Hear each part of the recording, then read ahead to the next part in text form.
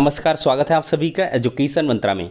दोस्तों, 69,000 शिक्षक भर्ती के अंतर्गत चयनित ऐसे छात्र या कह लें वर्तमान में शिक्षक जिन्होंने बीएड कर रखा है और देखा जाए तो सुप्रीम कोर्ट ऑर्डर से वो काफ़ी कंफ्यूज हैं कि बहुत सारे सोशल मीडिया प्लेटफॉर्म पर जो खबरें हैं वो उनको विचलित कर रही हैं कि अब उनकी नौकरी नहीं बच पाएगी। सुप्रीम कोर्ट आदेश के बाद उनके खिलाफ याचिकाओं के ड्राफ्टिंग फाइलिंग का जो काम है बड़ी तेज़ी के साथ शुरू हो चुका है, क्योंकि उस टाइम के जो बीटीसी के छात्र चयनित रह गए या जिनका गुणांक कम था या जिनके चयन की संभावनाएं हैं वो ऊपर उभर के अब आए हैं कि इनको अब बाहर का रास्ता दिखाया गया है।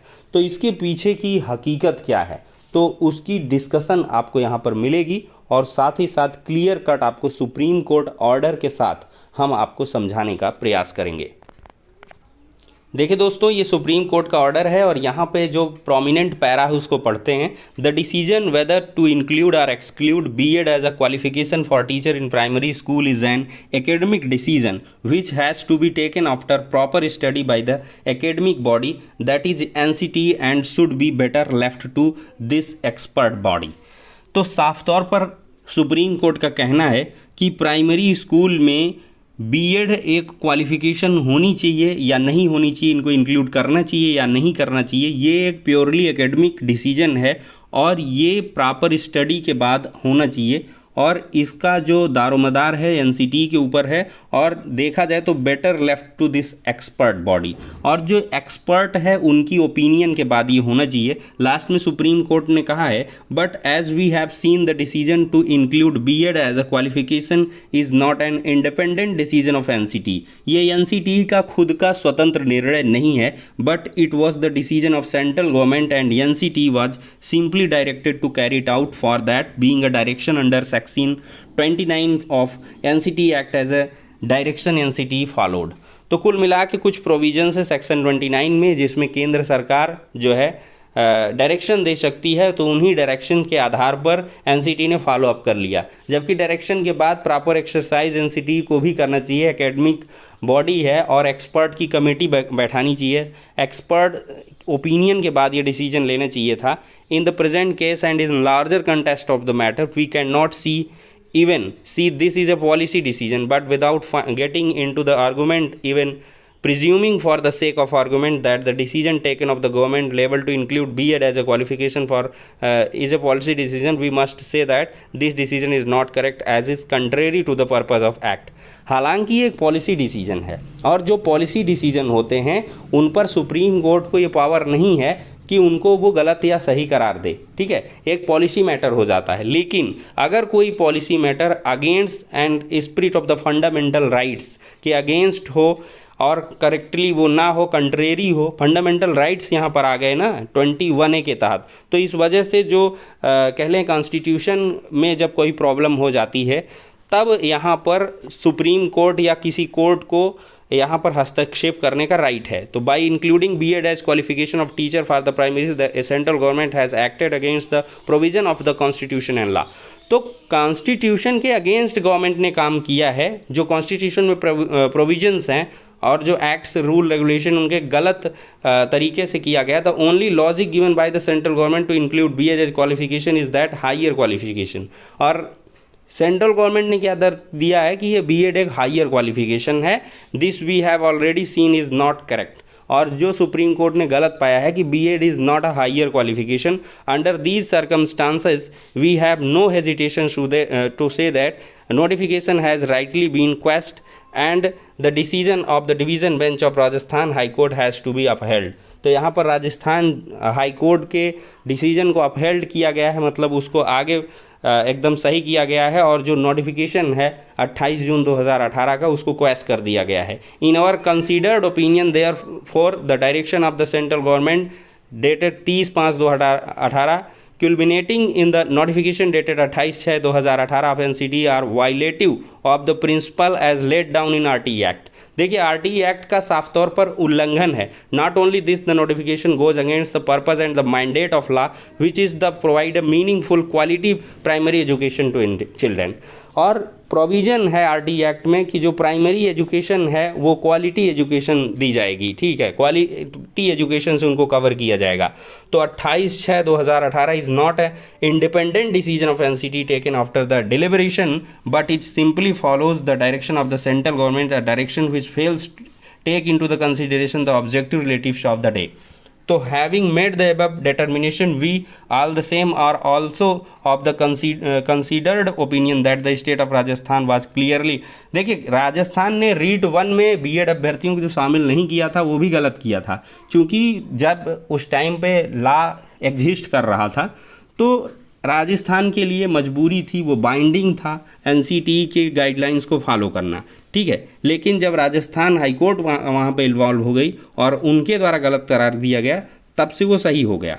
तो यहाँ पर आगे सुप्रीम कोर्ट ने लिखा भी है, देखिए यहाँ पर लिखा है कि we are of the opinion that the state government could not have ignored the notification while inviting application for the REET, even if the state government was of the opinion that such notification was unconstitutional or for any reason illegal, the same had to be stayed or set aside by the competent court before it could be ignored। तो यहाँ पर साफ तौर कोई भी law तब तक exist करता है जब तक कि उसमें कोर्ट जो है कोई एडवर्स डिसीजन ना दे। अब दोस्तों यहाँ पर बात क्या आ गई कि अब की आज की डेट में 11 अगस्त 2018 को सुप्रीम कोर्ट ने माना कि 28 जून 2018 का जो गजट है वो गलत है और उसको निरस्त कर दिया। तो सीधे से 69,000 के लिए बोला कुछ नहीं गया है, लेकिन सिंपल सी बात है कि जब कोई लॉ एग्जिस्ट करता था और उस एग्जिस्टेड लॉ के तहत किसी ने एंट्री ली है तो उसको एग्जिट नहीं किया जा सकता है, उसको बाहर नहीं किया जा सकता है, क्योंकि एट दैट टाइम। लेकिन सबसे बड़ी समस्या है कि in the service of 2 year they should have completed 6 month bridge course. उनको 6 महीने के ब्रिज कोर्स को कंप्लीट कर लेना चाहिए था, लेकिन इसका भी तोड़ छात्रों ने ढूंढ रखा है। माननीय court high court of Allahabad में पहुंचे थे अभ्यर्थी और वहां पर उन्होंने पक्ष भी रखा था कि हमारा ब्रिज कोर्स नहीं कंप्लीट कराया जा रहा है। तो उस पर कोर्ट ने कहा था, लास्ट में ये हुआ था कि ये व्यवस्था करनी जो है सरकार का काम है कि 6 महीने का ब्रिज कोर्स कराएं। 2 साल के पूरे होने के पहले वहाँ पे अपील डाल दी गई थी, रिट याचिका डाली गई थी, लेकिन उसमें साफ तौर पर दिया भी गया है कि अगर इस ब्रिज कोर्स का कंडक्शन नहीं हो पाता है तो प्योरली ये गलती होगी एकेडमिक अथॉरिटीज़ की, ना कि स्टूडेंट्स की या जो एज इफ वर्किंग टीचर्स हैं। तो कुल मिला के मेरे हिसाब से सेफ़ है 69,000, कोई समस्या नहीं होनी चाहिए। और देखा जाए तो यहाँ पर प्रॉब्लम नहीं है, लेकिन जब प्रॉब्लम खड़ी की जाएगी तो आपको बचाव करना पड़ेगा। देखिए एक कहावत है, prevention is better than cure. तो आपको बचाव में उतरना होगा। और जो 69,000 के बीएड चयनित छात्र हैं उनको तन मन धन से, चूँकि आप सैलरीड हैं, 2 साल 2.5 साल की आपकी जॉब हो चुकी है, अच्छी खासी आपने सैलरी भी उठा ली है, तो आपको बहुत ही बड़े पैनल के साथ उतरना होगा। देखिए मामला ज़रूर आएगा, 100% आएगा, कोर्ट में इसको घसीटा जाएगा।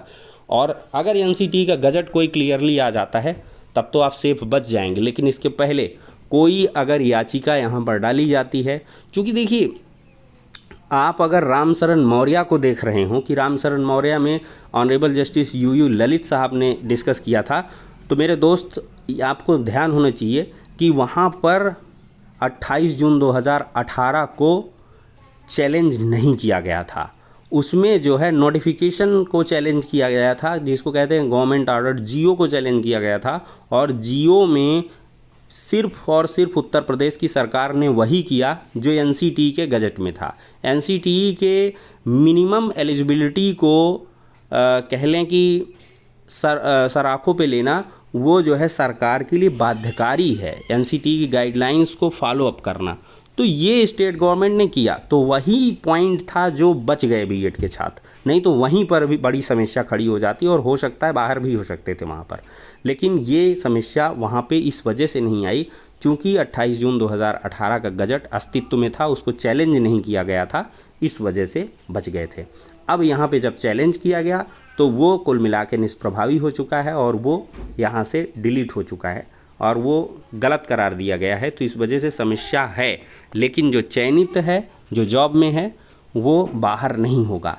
चूँकि एग्जिस्टेड लॉ के तहत आप अंदर आए थे, कोई फर्जी तरीके से आप आए नहीं थे और वो लॉ एग्जिस्ट कर रहा था जब आपकी जॉब लगी थी। बस एक समस्या यहाँ हुई कि ब्रिज कोर्स नहीं करवाया गया, लेकिन ब्रिज कोर्स करवाना ना करवाना इसके पहले माननीय कोर्ट की शरण में आप गए थे। वहाँ पर कोर्ट ने कहा भी था कि अगर ये ब्रिज कोर्स के कारण कोई इनको प्रॉब्लम क्रिएट करता है तो ये इनकी जिम्मेदारी नहीं होगी और सारी जो अपील इनके अगेंस्ट आएंगी उनको इनफ्रक्चुअस करार देते हुए उनको डिसमिस भी किया जाएगा। तो ये बात है, तो सेफ साइड है 69,000, कोई प्रॉब्लम नहीं होनी चाहिए, लेकिन बचाव आपको बखूबी करना होगा और कायदे से यहाँ पर पैरवी करनी होगी, तभी जो है बचाव हो पाएगा। बाकी कोई समस्या नहीं है, टेंशन फ्री होकर के आप अध्यापन कार्य करें, समस्या नहीं है। लेकिन आगे वाले को समस्या है, जिन्होंने मतलब अभी तक किसी एग्ज़ाम में गए नहीं हैं तो उनको समस्या यहाँ से होने वाली है। अब रही सही बात 6800 आरक्षण सूची में जो अचयनित रह गए हैं, बहुत सारे बीएड के स्टूडेंट्स हैं, उनका क्या होगा। तो अगर दोस्तों ये 28 जून 2018 का गजट नहीं रह जाता है, आज की डेट में निरस्त हो जाता है और आगे भी ये निरस्त रहता है, तब आपका जॉब नहीं लग पाएगा। जो भी बीएड हैं 6800 आरक्षण सूची में उनको बाहर होना पड़ेगा, चूँकि अब सुप्रीम कोर्ट का जो ऑर्डर है वो प्रभावी हो जाएगा, आज की डेट में प्रभावी है। आज कोई वैकेंसी आएगी तो बीएड को बाहर होना पड़ेगा, वो बीएड नहीं रह पाएगा पीआरटी में। तो इस वजह से अगर सभी बीएड के छात्र एकजुट होकर के, जो हुए नहीं हुए, जो अभी स्टूडेंट हैं, टेट दे रहे हैं, कुछ भी, सबको एक मंच पर आना होगा और बहुत बुलंद आवाज़ और ऐतिहासिक फैसला होगा अगर इसको बदलना है और आरटीई एक्ट में ही संशोधन करना होगा। क्योंकि बार बार आरटीई एक्ट ही आ रहा है जिसमें क्वालिटी एजुकेशन की बात की गई है और क्वालिटी एजुकेशन के साथ मिनिमम एलिजिबिलिटी भी बताई गई हैं, तो उन सब में थोड़ा सा संशोधन करके बीएड को 6 महीने के ब्रिज कोर्स के साथ इंसर्ट करना होगा। और ये सब करने के लिए बहुत ही ज़्यादा आपको तपस्या करनी होगी और बहुत ही ज़्यादा मात्रा में आपको, कह लें 30-40 लाख आपकी संख्या है, तो एकजुट होकर 30-40 लाख की अगर आवाज़ उठी गई तो जनबल के हिसाब से कुछ हो पाए तो हो पाए, तो ये स्थिति बन सकती है। और अगर गजट बच गया, 28 जून 2018 का गजट बचा ले पाने में एक्सपर्ट कमेटी के ओपिनियन से या कैसे भी आरटीई एक्ट में संशोधन करके, ऑर्डिनेंस ला करके, जो भी व्यवस्थाएं हैं बची कुची, उनके आधार पर अगर कुछ ये कर ले जाते हैं तब तो सब लोग सेफ हो जाएंगे, कोई दिक्कत नहीं। अन्यथा फिर समस्याएं बाद वालों को तो बिल्कुल होनी, वो तो बाहर है ही। और जो चयनित हो गए हैं उनके लिए उतनी समस्याएं नहीं है, लेकिन समस्या है। लेकिन अगर उसका जड़ से इलाज कर लिया जाए तो फिर कोई समस्या नहीं रह जाएगी। तो ये हो गया कंक्लूडिव वीडियो। पसंद आया हो तो लाइक एंड शेयर करेंगे। नेक्स्ट वीडियो में मिलते हैं।